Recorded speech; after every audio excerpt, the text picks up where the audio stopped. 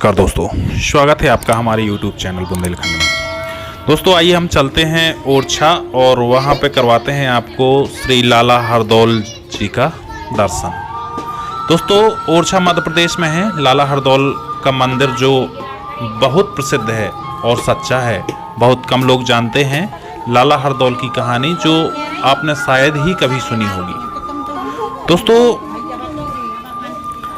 विश्व प्रसिद्ध राम राजा मंदिर के बगल में ही है लाला हरदौल का मंदिर। मंदिर का वातावरण प्राकृतिक है, जैसा कि हरदौल अपना पूरा समय जीव जंतु के साथ बिताते थे, उसी तरह से ही मंदिर में भी खुले आसमान के नीचे प्राकृतिक रूप में बना है। मंदिर के आसपास साधु संत अपनी भक्ति में लीन रहते हैं और सारा दिन भगवान के भजन में मग्न रहते हैं। दोस्तों ये देखिए, आपको हम वहीं का सीन दिखा रहे हैं श्री हरदौल जी के प्रांगण का, जो आपको ये नृत्य करती हुई कुछ महिलाएं दिख रही हैं, ये ढोल नगाड़ों के साथ, और कुछ वर वधुएं भी आपको हम दिखाते हैं इधर कैमरा घुमा के।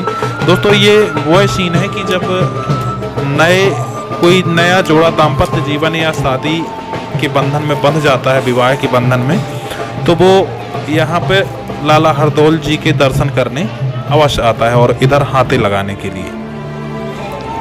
दोस्तों कम ही लोग जानते हैं कि यह कहानी करीब 400 साल पहले ओरछा के दीवान हरदौल, उनकी बहन कुंजा और उनकी भाभी चंपावती की है। दोस्तों हरदौल जी के मरने के बाद भी भांजी की शादी में भात लेकर पहुंचे थे। कहा जाता है कि हरदौल की समाधि दतिया के पास बनाई गई। जुझार सिंह और हरदौल की बहन कुंजाबाई ने जब अपने जीवित भाई जुझार सिंह को अपनी बेटी की शादी में आने का न्योता भेजा, तो जुझार सिंह ने कहा कि वह अपने प्रिय भाई हरदौल को आमंत्रित करे, मैं नहीं आऊँगा। फिर इसके बाद क्या हुआ? इसके बाद कुंजाबाई अपने भाई हरदौल की समाधि पर जाकर रोने लगी। तो रोते हुए हरदौल जी, जब उनकी बहन रो रही थी, तो हरदौल जी प्रकट हुए और उन्होंने अपनी बहन को वादा किया कि वे भांजी की शादी में भात लेकर आएंगे। कहा जाता है कि हरदौल ने अदृश्य रहकर अपनी भांजी की शादी में भात दिया। इसके बाद से बुंदेलखंड के हर घर में शादी के मौके पर हरदौल को याद किया जाता है और उन्हें शादी में आमंत्रित किया जाता है। कहा जाता है कि श्री राजा हरदौल इतने देव पुरुष थे कि उन्होंने भाभी की इज्जत के लिए अपने हाथों से ही पी लिया था जहर। दोस्तों हरदौल ओरछा के राजा वीर सिंह देव जी के बेटे हैं और वीर सिंह देव ने अपने बड़े बेटे जुझार सिंह को ओरछा की राजगद्दी सौंप दी थी और हरदौल को ओरछा का दीवान बनाया। जुझार सिंह कई बार मुगलों से उलझते रहते थे, लेकिन ऐसे में रियासत का सारा काम हरदौल ही देखते थे। एक किंवदंती के अनुसार एक बात का उल्लेख है कि हरदौल से जलकर किसी ने राजा जुझार सिंह से शिकायत कर दी कि उनकी पत्नी चंपावती और हरदौल सिंह के बीच अवैध संबंध है। इस पर राजा जुझार सिंह ने रानी चंपावती को अपने हाथों से हरदौल को जहर परोसने का आदेश दे दिया। जब रानी यह ना कर सकी तो हरदौल ने अपनी भाभी का दामन पकड़ के साफ रखने के लिए खुद जहर पी लिया। दोस्तों चलिए हम वो पात्र दिखाते हैं जिस पात्र से लाला हरदौल ने जहर पिया था।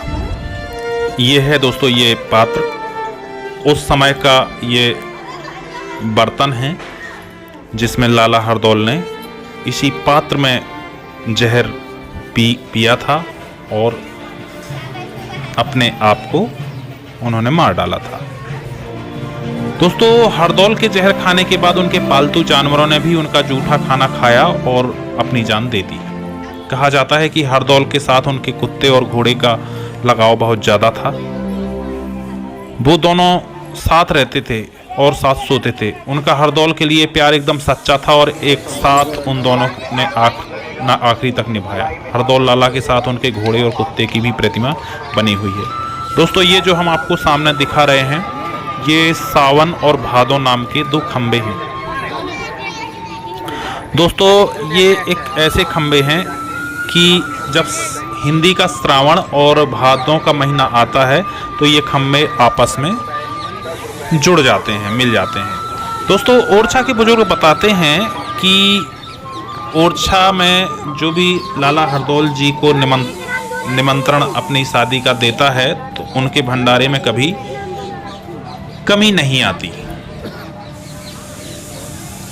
और यही थे लाला हरदौल की कहानी और उनका संक्षिप्त विवरण। दोस्तों, हमारा वीडियो देखने के लिए धन्यवाद।